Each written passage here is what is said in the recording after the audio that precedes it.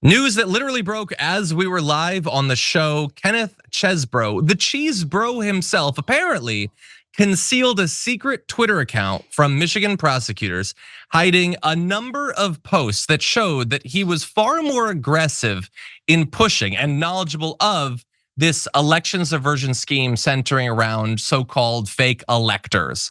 So he had told the investigators, here's what he knows about this scheme. I naively assumed that it hadn't occurred to them to have alternate electors. That is, I only thought of it because I'd been involved in Bush v. Gore in 2000, and I'd worked on a law review article with Professor Tribe in 2001 about that case. So I thought I was educating them about this. The idea of alternate electors wasn't something I'd come up with, and then the Trump campaign learned about it and then backed off. My understanding is that they plan to do this all along. So importantly, he's separate from the whole thing. He's like totally different person. Don't get mad at him. But then they asked him, these investigators, about his social media presence. And they said, do you have any social media? Facebook, Instagram, Twitter, TikTok, perhaps, Pinterest, what do you pin? And he said, no, I mean, no, I, for whatever I mean before the, so it starts off convincing, you know? And then they say any alternate IDs that you're using for that kind of stuff, a Finsta perhaps.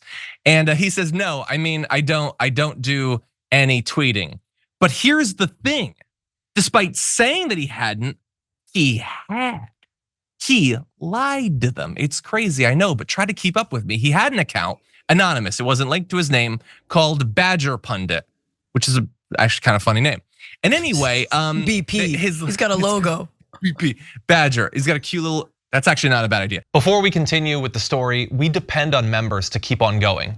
Don't wait. Click join now on YouTube. His lawyers confirmed to CNN that the account did belong to him. They described it as his random stream of consciousness. It's Twitter. What else would it be? Well, racism, I guess, and fascism, sure. Where he was spitballing theories. This wasn't like a thing that he was pushing for or anything, but here's the thing. You look at some of these posts and you think this does not make him look good. So here is one little nugget from Badger Pundit. You don't get the big picture. Trump doesn't have to get courts to declare him the winner of the vote. He just needs to convince Republican legislatures that the election was systematically rigged, but it's impossible to run it again, so they should appoint electors instead. So the fake elector scheme, that's all that is. It's called politics, dude. Study the run up to the 1800 election. Both parties worked to get state legislatures to adopt rules for selecting electoral college members that would advantage them. State legislatures have ultimate call under federal constitution. I mean, look, I'm arguing that it was done before the year 1800. So clearly that's a thing that's still cool now. And it's not an opportunistic thing that we're doing just to benefit us that we would never allow the Democrats to do. So he apparently tweeted between the 2020 election and then everything that happened, during the scheme, he tweeted like more than 50 times that Pence had the power to count the electors that benefited Trump and reject the others. 50 times that one theory, and you can see one right here. So clearly he was more involved.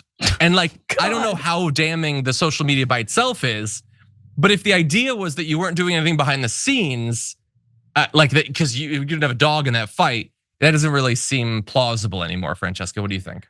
No, and his entire plea deal was based on how he didn't really know what was going on. I'm naive. I just thought I was doing this alternative electors, and I thought we would of course use the courts. And now he's like, no courts, just alternate slate of electors. This guy also stormed the Capitol on January 6th. He got off. I forgot that part. Yeah.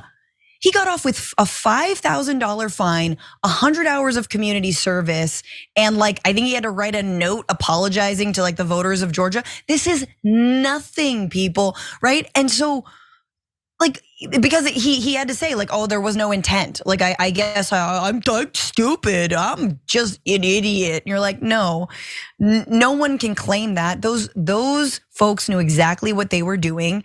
And part of his plea deal was based on the idea that he didn't know what he was doing. But little old Badger Pundit, the Badger always knows. Always digging.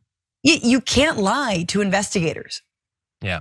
So look, I don't know how much this is going to hurt him, but it's not implausible that this could result in some bad penalties. He's not Trump.